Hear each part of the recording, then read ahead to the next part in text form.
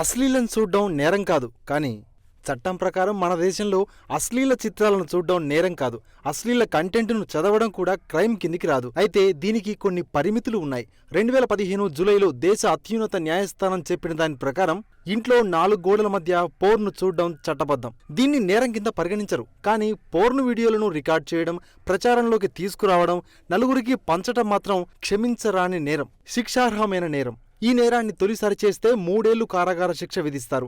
రెండోసారి ఇలాగే వ్యవహరిస్తే 5 ఏళ్ల వరకు కటకటాల పాలు కావడం ఖాయం. బహిరంగ ప్రదేశాల్లో అశ్లీల పాటలు పాడ్డాన్ని, ఉచ్చరించడాన్ని సైతం క్రైమ్గానే పరిగణిస్తారు. పోర్నోగ్రఫీలో పిల్లలను భాగం చేస్తే protection of children from sexual affects చట్టం 2012 కింద కేసు బుక్ చేస్తారు. మహిళల విషయంలో ఇండీసెంట్ రిప్రజెంటేషన్ ఆఫ్ విమెన్ చట్టం ప్రకారం విచారణ ఎదుర్కోవాల్సి వస్తుంది.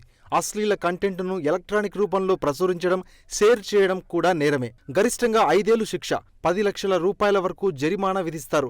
రెండోసారి నేరం చేస్తే 7 ఏళ్ల వరకు జైలు శిక్ష పడుతుంది.